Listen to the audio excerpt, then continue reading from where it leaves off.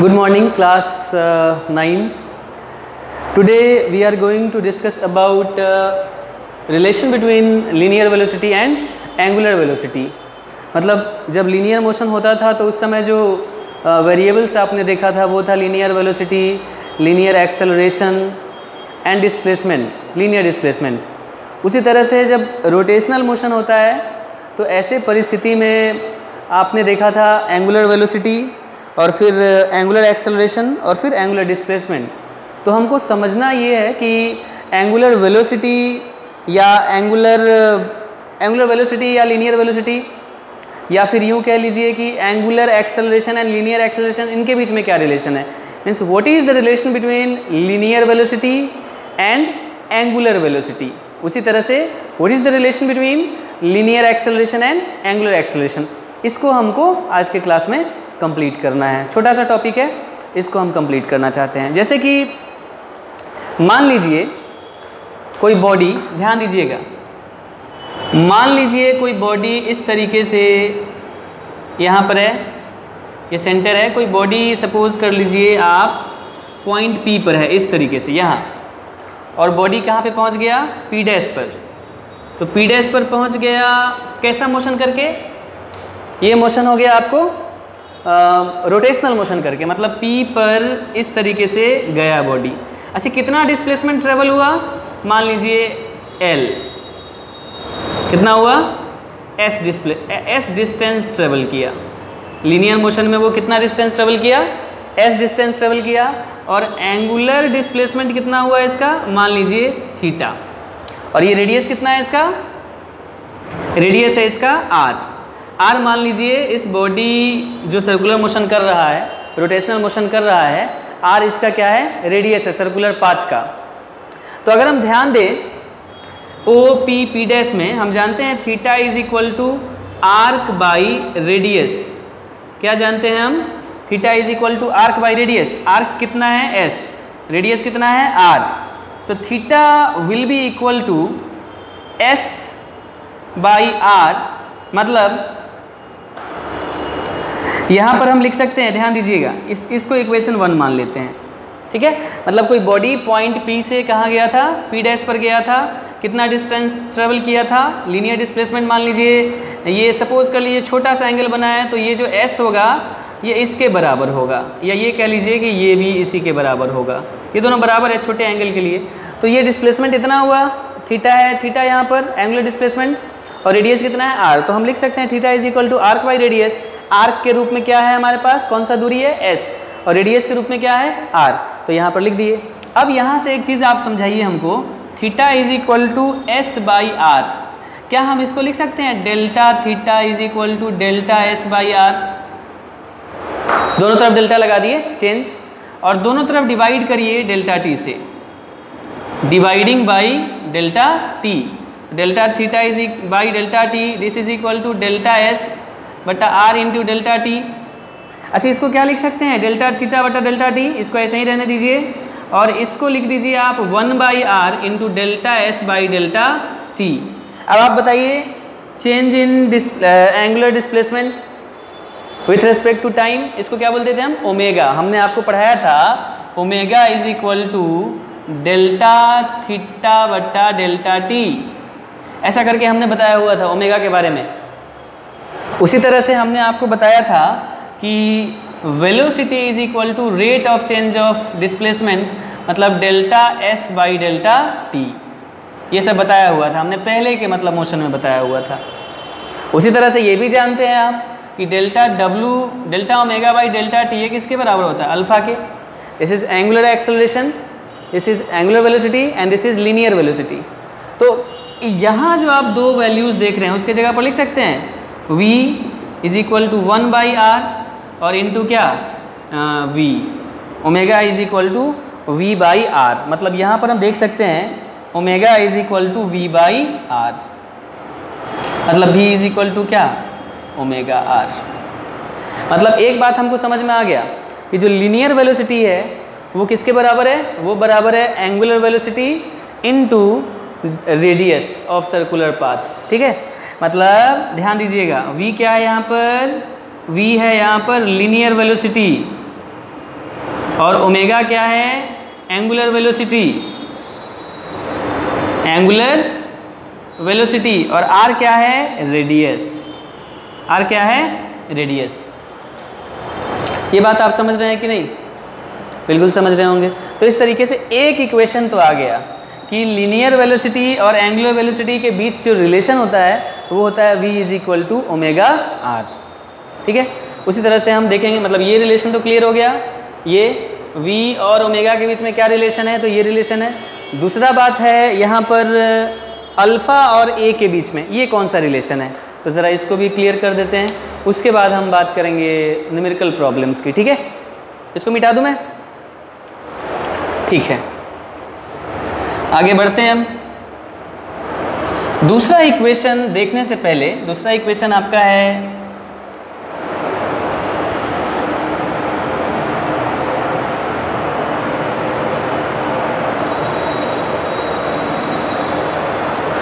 दूसरा इक्वेशन क्या था जी? पहले तो आप ये बताइए, v is equal to omega R आपने देखा है ना। आप ऐसा कर दीजिए कि v is equal to omega R में आप ऐसा कर दीजिए, डेल्टा दोनों तरफ लगा दीजिए,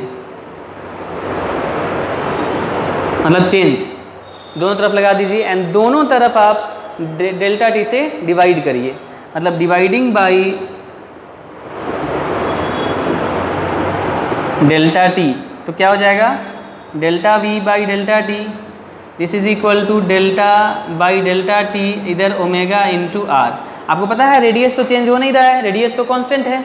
मतलब ये जो सर्कुलर मोशन हो रहा था, एग्जाम्पल में हमने जो लिया था वो ये लिया था कि पॉइंट P से बॉडी चलना शुरू करता है और P डैश पर पहुंचता है, और ऐसा करने में एंगुलर डिस्प्लेसमेंट कितना ट्रेवल करता है?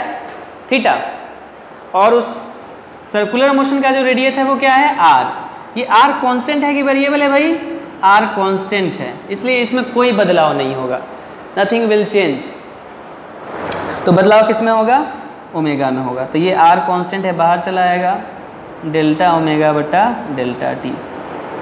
तो delta v by delta T this is equal to r delta omega by delta T. अच्छा आप ये बताओ, आपको लीनियर मोशन में मैंने बताया था कि v इज इक्वल टू होता है delta x by delta T, या इसी को हमने बोला था delta s by delta t, और जो एक्सेलरेशन होता था ये होता था delta v by delta t। ये लीनियर मोशन के लिए था। कौन से मोशन के लिए था भाई? This was for linear motion. और एंगुलर मोशन के लिए क्या था? एंगुलर मोशन के लिए था this is equal to delta theta by delta T, and this is equal to delta omega by delta T. ये किसके लिए था? ये था एंगुलर मोशन के लिए। This was for angular motion. ये एंगुलर मोशन के लिए था भाई। तो यहाँ रख दीजिए, delta v by delta T की जगह पर क्या रखा जाएगा? a, एंड r की जगह r, and delta omega by delta T की जगह पर क्या हो जाएगा? अल्फा। मतलब लीनियर एक्सेलरेशन बराबर रेडियस इनटू एंगुलर एक्सेलरेशन। तो बेसिकली हमको दो चीज़ मिल गया, एक v is equal to omega R, और दूसरा a is equal to alpha R. बहुत सिंपल सा चीज़ है, रेडियस से मल्टीप्लाई हो जा रहा है। देख लीजिए दोनों में रेडियस से मल्टीप्लाई हो जा रहा है। मतलब अगर आप लीनियर एक्सेलरेशन निकालने की कोशिश कर रहे हैं तो एंगुलर एक्सेलरेशन में किससे डिवाइड कर देना होगा? आपको डिवाइड कर देना होगा रेडियस से। तो इस तरीके से ये निकल जाएगा। अब बात आता है इसके एप्लीकेशन की। इसका एप्लीकेशन किस तरीके से होगा ज़रा उसको समझिए, ठीक है, तब आपको समझ में आएगा। आगे बढ़ें हम।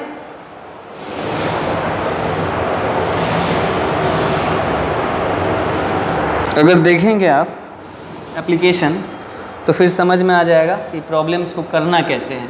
बस ये दो इक्वेशन याद रखना, v is equal to omega R and a is equal to alpha R. a is equal to alpha R, ठीक है। अब इसके एप्लीकेशन को ज़रा समझिए। एप्लीकेशन क्या कहता है? एप्लीकेशन कहता है ये है कि मान लीजिए ये कोई बॉडी सर्कुलर पाथ पर, मान लीजिए ये सेंटर ऑफ सर्कल है। वो क्या है? Centre of centre of circle, मान लीजिए ये सेंटर ऑफ सर्कल है और कोई बॉडी इसी सर्कुलर पाथ पर, सर्कुलर पाथ ये है, ये P से होते हुए इस तरीके से मतलब इस तरीके से सर्कुलर मोशन कर रहा है बॉडी। तो ये सेंटर ऑफ सर्कल है और बॉडी सर्कुलर मोशन कर रहा है। उसके बाद मान लीजिए यहाँ पर बॉडी P से पहुँच गया, कहाँ पर, P डैश पर, मान लीजिए P डैश है ये। कहा जाए P पर वेलोसिटी कैसे निकालेंगे बॉडी का, तो जाहिर सी बात है सर्कुलर मोशन में मैंने बताया होगा, कई दफ़ा बताया होगा कि सर्कुलर मोशन के केस में अगर आपको वेलोसिटी देखना है तो आप टेंजेंट खींच दो। तो आप यहाँ टेंजेंट खींच सकते हो, यहाँ टेंजेंट खींच सकते हो, ये वेलोसिटी का दिशा हो जाएगा। यहाँ टेंजेंट खींचोगे ये वेलोसिटी का दिशा हो जाएगा, और यहाँ टेंजेंट खींचोगे तो ये वेलोसिटी का दिशा हो जाएगा। मतलब हमारे कहने का मतलब है tangent to a point always gives the direction of velocity. याद रखिएगा, tangent to a point always gives direction of velocity, gives direction of क्या, वेलोसिटी, हमेशा वेलोसिटी के डायरेक्शन को बताता है। तो आप ही बताइए, अब ये कोई व्हील है और ये सपोज कर लीजिए ये व्हील है, मान लीजिए पॉइंट P पर हम देखना चाहते हैं, पॉइंट P पर बॉडी ऐसे मूव कर रहा है, ऐसे मतलब रोटेशन का डायरेक्शन एंटी क्लॉकवाइज है मान लीजिए। तो बॉडी में पॉइंट P दो तरह का मोशन कर रहा है, एक तो एंगुलर वेलोसिटी भी है इसका, और दूसरा टेंजेंट खींच दीजिएगा तो लीनियर वेलोसिटी भी है इसका, है कि नहीं। मतलब पॉइंट P रोटेट भी कर रहा है और पॉइंट P पर टेंजेंट खींच दीजिए तो उसका लीनियर वेलोसिटी भी मिल रहा है। मतलब पॉइंट P दोनों तरह का मोशन कर रहा है, लीनियर भी और एंगुलर भी। तो सवाल है कि अगर लीनियर वेलोसिटी v है और एंगुलर वेलोसिटी ओमेगा है तो इनके बीच में रिलेशन क्या होगा। तो बड़ा सिंपल सा बात है, रेडियस r है तो हम जानते हैं v is equal to omega r। अगर रेडियस 10 सेंटीमीटर का होता, 10 सेंटीमीटर का मतलब 0.1 मीटर, तो v इज इक्वल टू क्या हो जाता, ओमेगा इंटू 0.1। इस तरह से आप रिलेशन निकाल देते। एंड सेम रिलेशन आप निकाल सकते हो अल्फ़ा के लिए और a के लिए। Alpha is a is equal to alpha r and v is equal to omega r। तो इस तरह से आप समझ सकते हैं, ठीक है। तो अब हम बात करना चाहते हैं बेसिकली इसके न्यूमेरिकल प्रॉब्लम पर। न्यूमेरिकल प्रॉब्लम किस तरीके से इसका सॉल्व होगा उस पर बात हम करना चाहते हैं। तो चलिए उस पर बात करते हैं।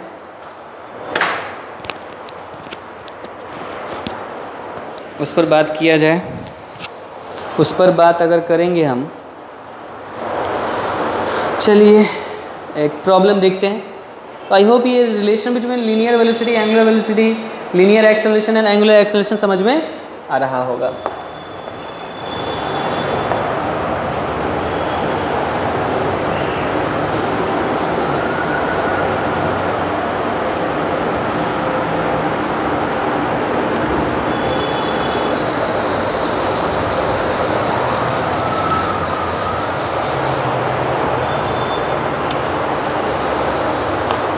एक क्वेश्चन करते हैं। A disc of radius 10 centimetre. Question क्या है भाई? क्वेश्चन है a disc of radius 10 centimetre is rotating, 10 centimetre is rotating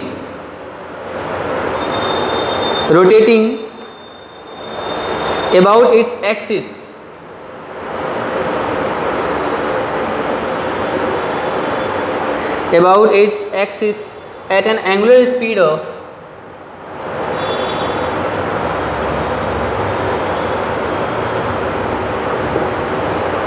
at an angular speed of 20 radian per second.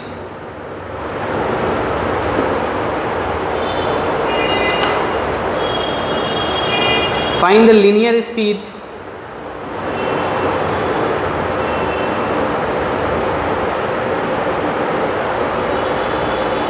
Find the linear speed of point on the rim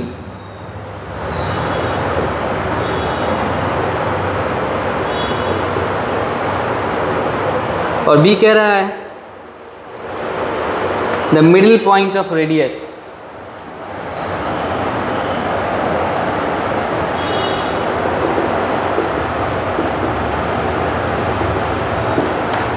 ठीक है, ये question दिया हुआ है, बहुत सिंपल सा क्वेश्चन है। डिस्क समझते हैं ना आप? डिस्क मतलब प्लेट जो अंदर से सॉलिड हो।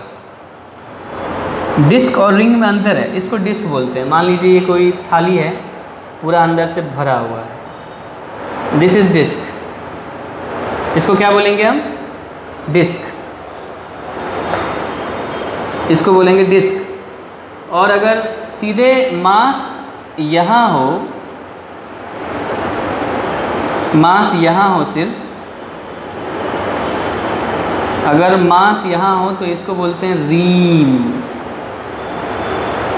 और रिंग, ऐसा बोलते हैं। ठीक है, रिंग, सॉरी, इसको क्या बोलते हैं? रिंग बोलते हैं। तो डिस्क एंड रिंग में अंतर है। डिस्क में मास सब जगह होता है और रिंग में मास सिर्फ कहाँ पर होता है? सरकमफेरेंस पर। मतलब मास इज ओनली एट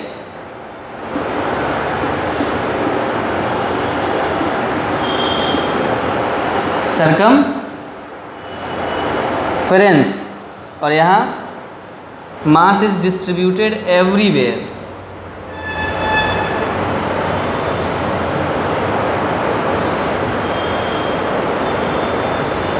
मास सब जगह होता है, ये डिस्क है। अब क्वेश्चन क्या कह रहा है कि कोई डिस्क है जिसका रेडियस कितने सेंटीमीटर का है? 10 सेंटीमीटर का है और वो अपने एक्सिस पर रोटेट कर रहा है। मान लीजिए एक्सिस ये है और डिस्क इसी के अबाउट ऐसे ऐसे रोटेट कर रहा है, एंटी क्लॉकवाइज में या क्लॉकवाइज में, जो भी दिशा है मान सकते हो। और एंगुलर स्पीड कितना है? 20 radian per second. Find the linear speed of point on the rim. देखिए बड़ा सिंपल सा क्वेश्चन है, आप इसको ऐसे समझिए, आप इसको ऐसे समझ सकते हैं कि ये डिस्क दिया हुआ है, रिंग का तो बात हो नहीं रहा है, बात किसका हो रहा है? बात हो रहा है डिस्क का। तो मान लीजिए ये डिस्क दिया हुआ है और इस डिस्क में ये सेंटर है और इसी के अबाउट एक्सिस होगा। मान लीजिए ये वाई वाई डैश एक्सिस है, वाई वाई डैश क्या है? Axis of rotation of disc, axis of rotation of disc. इसी एक्सिस के अबाउट ऐसे ऐसे ऐसे ऐसे मूव कर रहा है वो डिस्क। और इसका रेडियस कितना दिया हुआ है भाई? रेडियस दिया हुआ है 10 सेंटीमीटर और सब जगह मास है। इस सब जगह टोटल जगह क्या है? मास है, क्योंकि ये डिस्क है भाई, तो डिस्क में तो हर जगह मास होता है। अब ये बताइए इस पॉइंट पर जो वेलोसिटी होगा वो तो टेंजेंशियल होगा, टेंजेंशियल, और आपको पता है कि ये रोटेट भी कर रहा है तो इसका एंगुलर वेलोसिटी भी है। अब इन दोनों में रिलेशन क्या होता है? तो v is equal to omega R. अब कह रहा है कि पॉइंट P जो रिम पर है उसका वेलोसिटी क्या होगा? तो ओमेगा आर, ओमेगा कितना दिया हुआ है? ओमेगा दिया हुआ है आपको, ओमेगा दिया हुआ है कितना? 20 radian per second, 20 radian per second. और आर कितना है? आर है 10 सेंटीमीटर, मतलब 0.1 मीटर। तो v क्या हो जाएगा? जल्दी बता दो भाई। ये हो जाएगा आपको कितना? 20 इंटू 0.1 कितना हो जाएगा? 2 मीटर पर सेकेंड, 2 मीटर पर सेकेंड हो जाएगा। तो इस तरीके से आप जो वैल्यू है वो बता सकते हैं, वेलोसिटी का वैल्यू आप बता सकते हैं। ठीक है, तो वेलोसिटी हो गया 2 मीटर पर सेकेंड। दूसरे क्वेश्चन में कह रहा है कि middle point of the radius, मतलब कि ये डिस्क है और ये इसका सेंटर है और यहाँ से यहाँ 10 सेंटीमीटर है। तो मिडिल पॉइंट मतलब यहाँ से यहाँ क्या होगा? 5 सेंटीमीटर। तो इस जगह पर भी वेलोसिटी होगा कहीं ना कहीं, क्योंकि भी तो सर्कुलर मोशन कर रहा होगा ये पॉइंट। जब डिस्क घूम रहा होगा तो ये पॉइंट भी तो घूम रहा होगा, काइंड ऑफ सर्कुलर मोशन कर रहा होगा। तो कह रहा है कि अब point P half of the radius पर है, तब इसका अच्छा रेडियस पर है और ये एंगुलर वेलोसिटी भी है इसका ओमेगा, तो अब इसका लीनियर वेलोसिटी क्या होगा? तो v is equal to omega R. ओमेगा कितना दे रखा है? 20 एंड r कितना दे रखा है? 5, मतलब 0.1/2 कितना आ गया? 10 × 0.1 कितना? 1 मीटर पर सेकेंड। तो आप देख रहे हैं कि जैसे जैसे रेडियस कम होता जा रहा है वेलोसिटी कम होता जा रहा है। पहले रेडियस 10 सेंटीमीटर था तो वेलोसिटी 2 था, अब 5 हो गया तो वेलोसिटी 1 आ गया। बड़ा सिंपल सा बात है। v is equal to omega R जो रिलेशन है इसमें आपको बहुत अच्छे से पता है कि रेडियस जैसे जैसे बढ़ेगा r वैसे वैसे रेडियस जैसे जैसे बढ़ेगा वैसे वैसे वेलोसिटी बढ़ेगा। तो आप ही बताइए कि अगर कोई डिस्क या कोई रिंग इस तरीके से चल रहा है, कोई साइकिल का चक्का है, तो यहाँ पर वेलोसिटी ज़्यादा होगा लीनियर की यहाँ पर कि यहाँ पर कि यहाँ पर कि यहाँ पर, तो यहाँ पर ज़्यादा होगा क्योंकि यहाँ से यहाँ मैक्सिमम r का वैल्यू है। ये बात समझ में आ गया? तो इस तरीके से आप लीनियर वेलोसिटी और एंगुलर वेलोसिटी के बीच जो रिलेशन है उसको इस्टेब्लिश कर सकते हैं। ये बात समझ में आ गया? चलिए, तो आई होप ये समझ में आ जाने के बाद अब हम लोग एक क्वेश्चन और करते हैं। छोटा सा क्वेश्चन है, कोई बहुत बड़ा क्वेश्चन नहीं है, ठीक है?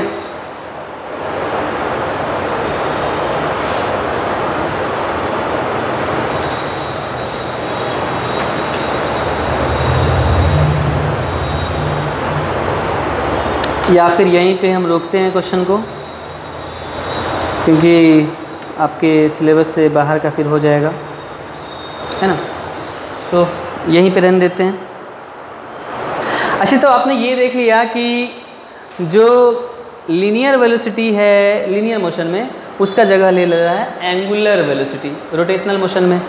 जो एक्सेलरेशन होता है लीनियर, उसका जगह ले लेता है एंगुलर एक्सेलरेशन। तो इस तरह से चीज़ें बदलती हैं। उसी तरह से मास का जगह रोटेशनल मोशन में कौन ले लेता है? Moment of inertia. क्या ले लेता है? Moment of inertia. Moment of inertia, कोई पूछे कि मोमेंट ऑफ इनर्शिया क्या है, तो कहिए कि रोटेशनल मोशन में मास का जगह कौन ले लेता है? Moment of inertia I. जो काम लीनियर मोशन में मास का है वही काम किसका हो जाएगा? मोमेंट ऑफ इनर्शिया आई का हो जाएगा। और आई क्या करता है? I measures rotational inertia. Rotational inertia. और आई बराबर किसके होता है? mr², जहाँ पर m मास है और r क्या है? रेडियस। ए रेडियस, सेंटर से, एक्सिस से रेडियस, ठीक है? तो आई होप यहाँ तक की जो बात है ये आपको समझ में आ गया होगा और समझ में आएगा भी। तो आज हम यहीं पे छोड़ते हैं इस वीडियो को। अब उसके बाद एक बच गया ग्राफ से रिलेटेड बात, उसके बाद ये चैप्टर समाप्त हो जाएगा। ओके, तब तक के लिए टाटा बाय बाय। आप लोग पढ़ते रहिए, प्रॉब्लम सॉल्व करते रहिए, solve as much problem as you can.